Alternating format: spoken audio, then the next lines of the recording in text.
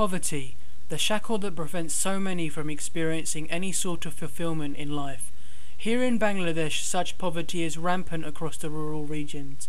The poor are trapped in the depths of poverty with no way to get themselves out. Yet even though there are schemes to help the poor, it is clear from the magnitude of this problem that affects Bangladesh and the world that typical charity techniques are not having enough of an impact. However, from these backward communities, a light is thriving and has been able to break free from the restraints of poverty. Numerous villages have been able to end their hardships and gain financial stability through the use of a most effective form of charity aid. But first, let us see how these villages once were. We talked to many people about their pasts, how it was to live in such a state. Many explained how they had to live in straw huts that would be rebuilt every time the monsoon came in. However, we found one most distressing story that emphasizes the negative impact of charity that is not properly structured. This woman's son, Jahangir, had once taken loans from non-government organizations that were supposed to be helping the poor through this financing. However, through the massive pressures of having to pay back extortionist rates, Jahangir fell into suicide. Yet the NGOs do not relent and now force his mother to repay the loans.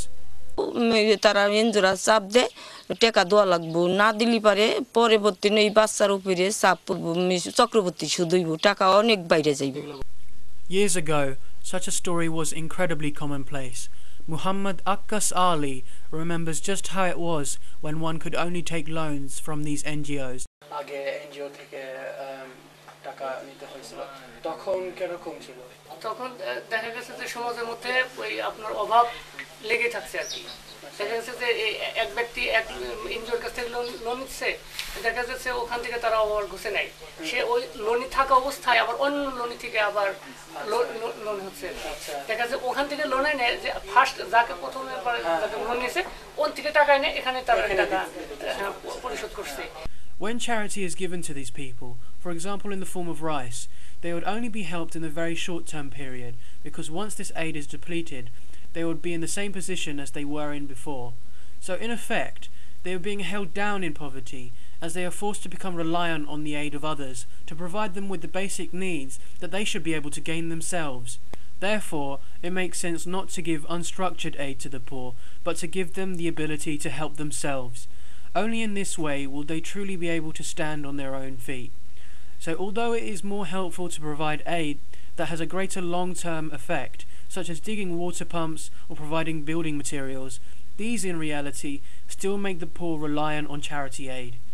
So it is best to improve the poor's financial standing so that they can bring themselves out of poverty and become self-dependent.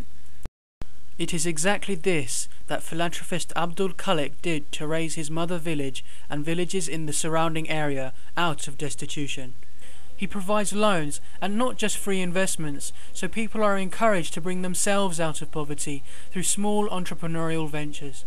His scheme exponentially increases the financial stability of the poor through the use of loans and repayments.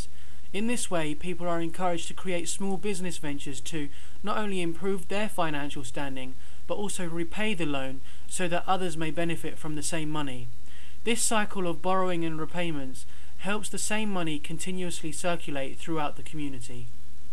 An interview with Mr. Khalik uncovers one of the basic and fundamental ideas behind his project Muktii.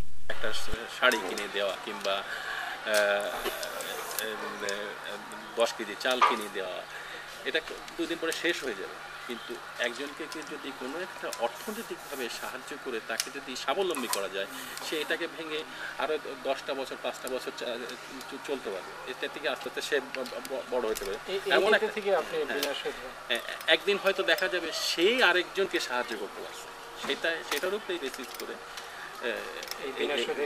বিনা সুদে ঋণ দেওয়ার কথা আমি Mr. Khalik has been able to extend his system to neighbouring villages via the use of regulators.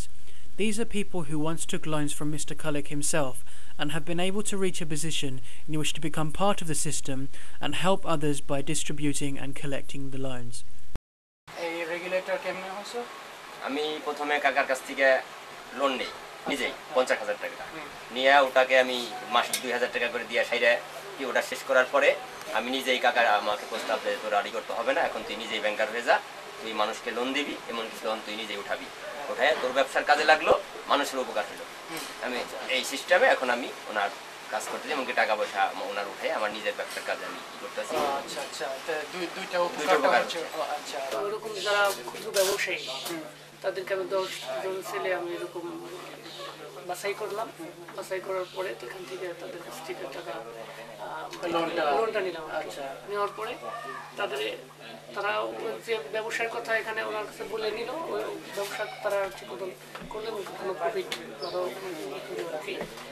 করার পরে ওখান থেকে তারা নিয়মিত ওই সাপ্তাহিক প্রতি উইক সাপ্তাহিকভাবে টাকা আমার কাছে কিস্তি আকারে লোন আমি দেই এবং এটা আমার কাছে দেয় বা আমি কালেকশন করে আমার কাছে রাখি এবং এইটাতে আমি ব্যবসা করি।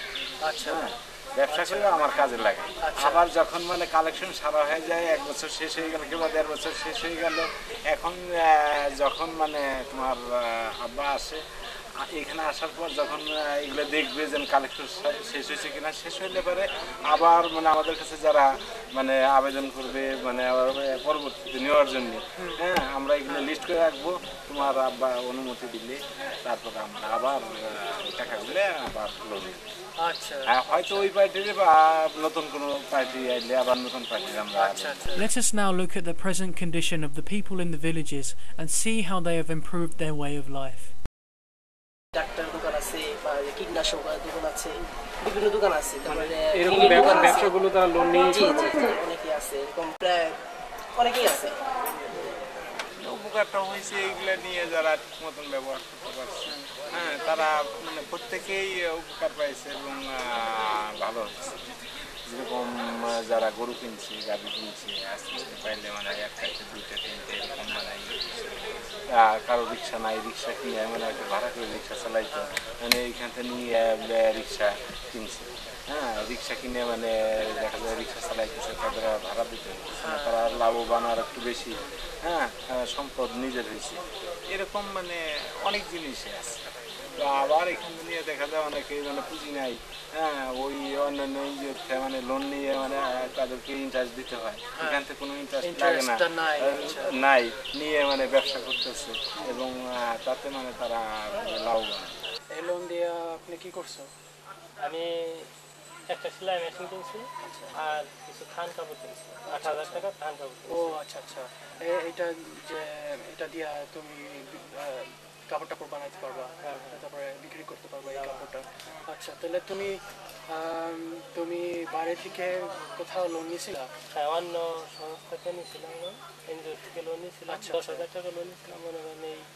এই কাজের মধ্যে আমার যে টাকাটা ঋণ ছিল তাদের কাছে, সেই টাকাটা আমি এখান থেকে কাজ করে, হ্যাঁ, কাজ করে উন্নতি করে আমি তাদের টাকা দিয়ে দিচ্ছি। তাই এই লোন নিয়ে যে সেলাইয়ের মেশিন কিনে আর কাপড়টা কিনে, তারপরে ওইটা সব টাকা ওই কাপড় বিক্রি করে টাকা যে পাইছো, ওইটা এনজিওর লোনটা শেষ করতে পারছি না।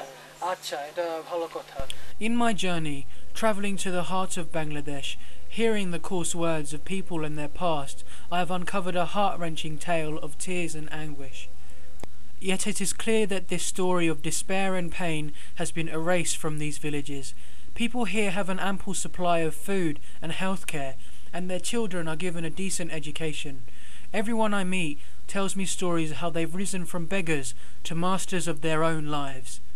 Yet a final note remains to be said.